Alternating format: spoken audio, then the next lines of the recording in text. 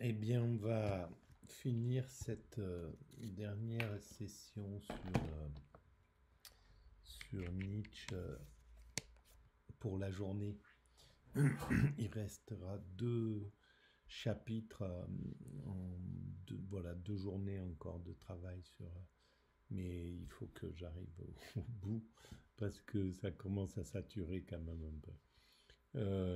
Voilà, et puis surtout, la dernière vidéo, j'étais pas du tout concentré, et, eh ben, je vais rajouter une petite explication en fait.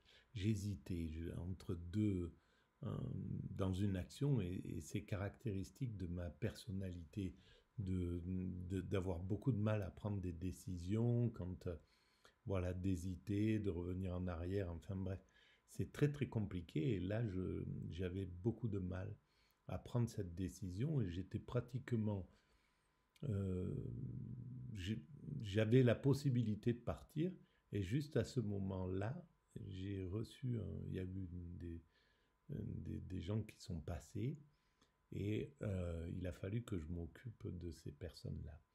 Et en fait, ben, ça a tranché pour moi, voilà, et je n'y suis pas allé. Et en fait, ça m'a enlevé en même temps le regret et le, le truc qui tourne dans la tête de façon rémanente comme ça, avec la culpabilité, oh, j'aurais dû, etc., etc. Là, c'est fini. Voilà. Donc, vous savez que cette théorie que je défends et qui est à l'origine de ce site essaie de démontrer que l'humanité se dirige vers son ultime perfection. Nous construisons, et on l'ignore encore, le paradis pour nos futurs descendants. Dans cette théorie, d'ailleurs, il y a un passage qui s'est imposé, mais dès le début d'ailleurs, il y a 25 ans, dès que j'ai imaginé cette théorie. Une chose est devenue tout à fait évidente dans la logique de cette réflexion, c'est que tout ce que nous faisons, c'est exactement ce que nous devions faire. C'est parfait, c'est toujours parfait, et il n'y a pas d'erreur, on ne se trompe pas. Et les erreurs, ce qu'on appelle des erreurs, c'est des parcours, c'est des choses qu'on doit vivre forcément, même quand les erreurs nous conduisent à faire des choses injustes ou malhonnêtes, ou je ne sais pas, pour certains. Eh bien, c'était ce que c'était les actes qu'on ne pouvait pas euh, ne pas faire, en fait. Donc tout était finalement juste dans ce qui avait été euh, pratiqué. Alors évidemment, si on fait un acte malveillant, je ne sais pas moi, pour quelqu'un qui va commettre un vol et qui doit rendre des comptes à la justice, eh ben, ça fait partie de tout le processus. Donc c'est juste, évidemment, c'est légitime, c'est logique qu'il se fasse attraper, qu'il soit condamné, etc., qu'il doive passer peut-être par la case prison, etc. Et tout ça, c'est des choses qui étaient inévitables en somme. Et voilà, on doit aimer tout ce qui nous arrive, tout ce qu'on fait, une fois que c'est réalisé, l'accepter tel quel. Voilà. Et donc, c'est ce que je fais là sur l'instant, c'est-à-dire que je ne suis pas allé à cette activité que, qui m'attirait en même temps. Et ben, c'est exactement ce qu'il fallait qu'il se passe. Voilà, et ça s'est réalisé comme ça. Donc, je vais reprendre le chemin de l'Ainsi parlait Zarathustra de Nietzsche, lu par Guy Marcy sur le site littératureaudio.com que je vous recommande si vous aimez écouter des, des livres audio. C'est gratuit et c'est formidable. Alors je lance l'écoute et éventuellement je commente. Allons-y. Reste auprès de nous, ô Zarathustra. Il y a ici beaucoup de misères cachées qui voudraient parler, beaucoup de soirs, beaucoup de nuages, beaucoup d'air épais. Tu nous as nourris de fortes nourritures humaines et de maximes fortifiantes. Ne permets pas que pour le dessert, les esprits de mollesse, les esprits efféminés nous surprennent de nouveau. Toi seul, tu sais rendre autour de toi l'air fort et pur.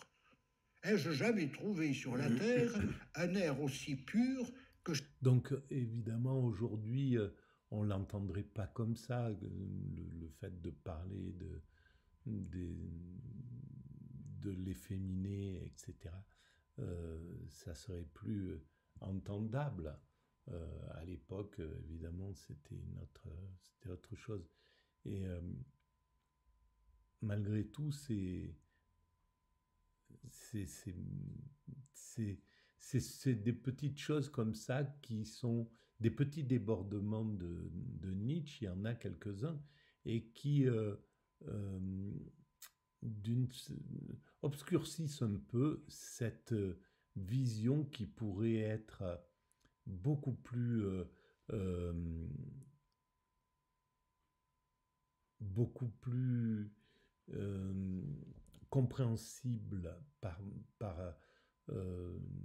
ceux qui reprochent des choses à Nietzsche. Hein, il y a des choses qui peuvent être qu'on peut lui reprocher, mais justement, c'est un peu dommage de euh, de ressentir ce côté un peu dur qu'il essaie de s'imposer, un petit peu comme s'il avait peur de sa sensibilité, et c'est souvent le cas des hypersensibles, d'avoir peur de leur sensibilité, d'en avoir ou honte, ou d'en être malheureux, d'être obligé de supporter cette hypersensibilité, parce qu'elle elle pose des problèmes d'existence en fait.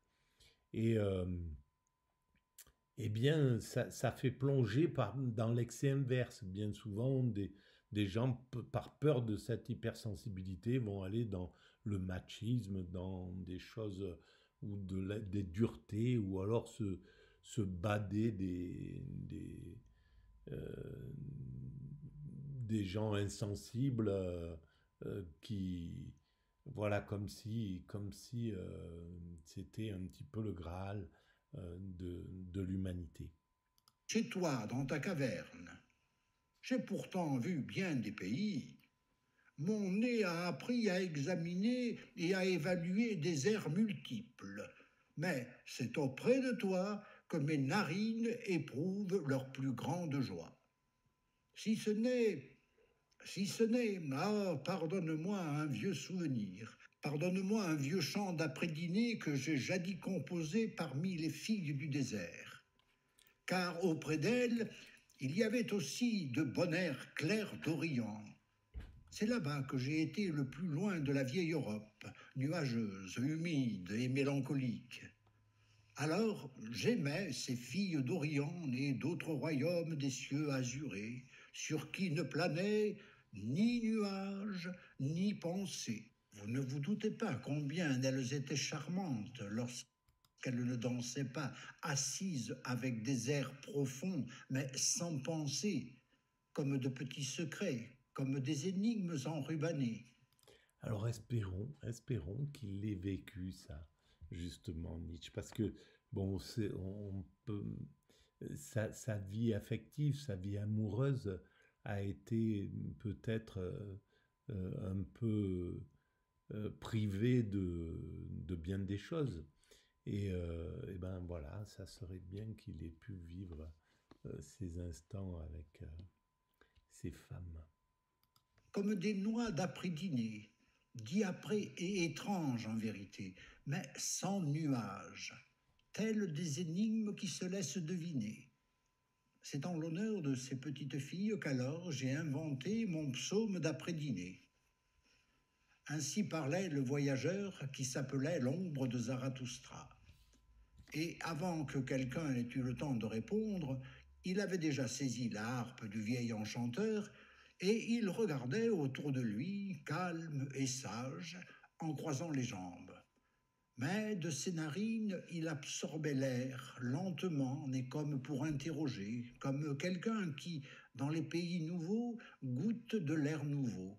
Alors l'ombre de Zarathustra, eh bien, une ombre, elle est pas porteuse d'âme, elle est pas porteuse, elle est là, elle est toujours là, elle est pas, c'est pas quelque chose qu'on peut attraper, c'est pas quelque chose euh, qui souffre, qui a les sentiments de Zarathustra, qui a donc c'est quelque chose qui est bien euh, à côté. C'est très intéressant Puis comme il image, commença l'ombre à chanter de avec quelqu'un. une sorte de hurlement. 2. Le désert grandit, malheur à celui qui recèle des déserts. Ah, solennel, indigne commencement d'une solennité africaine, digne d'un lion ou bien d'un hurleur moral. Mais ce n'est rien pour vous, mes délicieuses amies, au pied de qui il est donné de s'asseoir sous des palmiers à un Européen. C'est là, singulier en vérité. Me voilà assis tout près du désert et pourtant si loin du désert, et nullement ravagé encore, dévoré par la plus petite des oasis, car justement elle ouvrait en bâillant sa petite bouche charmante, la plus parfumée de toutes les petites bouches, et j'y suis tombé, au fond, en passant au travers, parmi vous, vous, mes délicieuses amies. C'est là. Gloire, gloire à cette baleine, si elle veilla ainsi au bien-être de son hôte. Vous comprenez mon allusion savante? Gloire à Oui. son ventre, s'il fut de la sorte un charmant ventre d'oasis tel celui-ci. Mais je le mets en doute, car je viens de l'Europe, qui est plus incrédule que toutes les épouses. Que Dieu l'améliore. Donc, il doit parler, à mon sens, hein, mais c'est une image comme ça, de la culture orientale, de la façon de vivre, à comparer de cette vieille Europe qui a perdu Dieu, qui a perdu et qui n'a pas peut-être la sensualité à l'époque de Nietzsche. L'orientalisme était, je sais pas, je pense pas qu'il soit allé jusqu'à là, euh, jusqu'à jusqu'à l'Orient, mais l'orientalisme était à la mode et la façon de vivre et d'accepter les plaisirs, d'accepter, voilà, c'était une culture vraiment opposée à la culture chrétienne de l'époque. Amen. Voilà donc assis dans cette plus petite de toutes les oasis, semblable à une datte, brun, édulcoré, doré, ardent d'une bouche ronde de jeune fille, plus encore de dents canines, de dents féminines, froides, blanches comme neige, tranchantes, car c'est après elle que languit le cœur de toutes les chaudes dattes. C'est là. Semblable à ces fruits du midi, trop semblables. Je suis couché là, entouré de petits insectes ailés qui jouent autour de moi, et aussi d'idées et de désirs plus petits encore, plus fous et plus méchants, cernés par vous, petite chatte, jeune fille, muette et pleine d'appréhension, Doudou et Soleika, sphinxé, si je me permets, dans un mot nouveau, beaucoup de sentiments, que Dieu me pardonne cette faute de langage, je suis assis là, respirant le meilleur air, de l'air de paradis en vérité, de l'air clair, léger et rayé d'or, aussi bon qu'il n'en est jamais tombé de la lune. Était-ce par hasard ou bien par présomption que cela est arrivé? comme content les vieux poètes. Mais moi, le douteur, j'en doute. C'est que je viens de l'Europe qui est plus incrédule que toutes les épouses. Que Dieu l'améliore. Amen. Buvant l'air le plus beau, les narines gonflées comme des gobelets, sans avenir, sans souvenir, ainsi je suis assis là, mes délicieuses amies, et je regarde la palme qui, comme une danseuse, se courbe, se plie et se balance sur les hanches. On l'imite quand on la regarde longtemps, comme une danseuse qui, il me semble, s'est tenue trop longtemps, dangereusement longtemps, toujours et toujours sur une jambe. Elle en oublia, comme il me semble, l'autre jambe. Car c'est en vain que j'ai cherché le trésor jumeau, c'est-à-dire l'autre jambe, dans le saint voisinage de leurs charmantes et mignonnes jupes de chiffon, jupes flottantes à un éventail. Oui, si vous voulez me croire tout à fait, mes belles amies, je vous dirai qu'elle l'a perdue. Ouh, ouh, ouh, ouh, ouh. Elle s'en est allée pour toujours, l'autre jambe. Oh, quel dommage pour l'autre jambe si gracieuse. Alors, et qu'est-ce que c'est que cette autre jambe gracieuse qu'il semble reprocher à l'Orient? Euh, Qu'est-ce qui lui manque à l'Orient dans les yeux de Zarathustra, enfin de Nietzsche à ce moment-là, et qui lui enlèverait cette assise, cet équilibre? Qu'est-ce qui se passe? Où peut-elle s'arrêter, abandonner en deuil cette jambe solitaire, craignant Est-ce que peut-être c'est la un monstre liberté? méchant, un lion jaune et bouclé d'or, ou bien déjà rongé, grignoté, hélas, hélas, misérablement grignoté, c'est là. Oh, ne pleurez pas, cœur tendre, ne pleurez pas, cœur de date, sein de lait, cœur de réglisse. Sois un homme, Soleika, courage, courage, ne pleure plus, pâle doudou.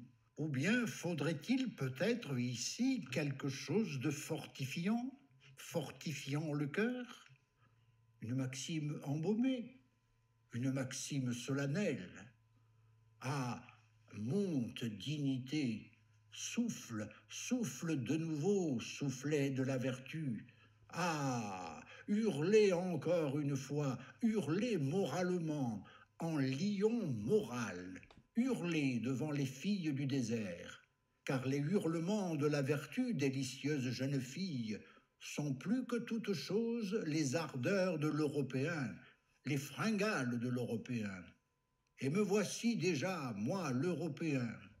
Je ne puis faire autrement, que Dieu m'aide. Amen. Le désert grandit. Malheur à celui qui recèle le désert. Bon, alors là, ben, c'est une énigme. Il faudrait que, voilà, là, je vous renvoie à l'analyse par des spécialistes, par des universitaires, par des chercheurs et qui connaissent très très bien Nietzsche et qui doivent comprendre ce que c'est que cette dernière partie du Zarathustra, pourquoi il parle du désert, qu'est-ce que c'est que ce désert. Est-ce que moi j'aurais tendance à l'assimiler avec la période où Nietzsche écrit, c'est-à-dire le moment où l'Occident va coloniser ce désert et où la rencontre se fait, mais de façon dominatrice et brutale et violente et injuste. Alors, qu'est-ce qui se passe derrière ça? Est-ce que c'est ça ou est-ce que c'est autre chose? Ou est-ce que c'est le désert d'un monde qui a perdu ses repères en Occident? On ne sait pas. Voilà. Alors en tout cas, ben, je vous dis à très bientôt. Si vous pensez qu'il y a un peu d'intérêt dans ces vidéos, vous pouvez mettre des pouces, vous abonner, envoyer le lien à vos amis. Euh, écrire des commentaires, participer si ça vous intéresse, et puis faire... et puis aller visiter le site mécaniqueuniverselle.net. Voilà, merci en tout cas de votre présence et que je ressens même si vous n'êtes pas devant moi.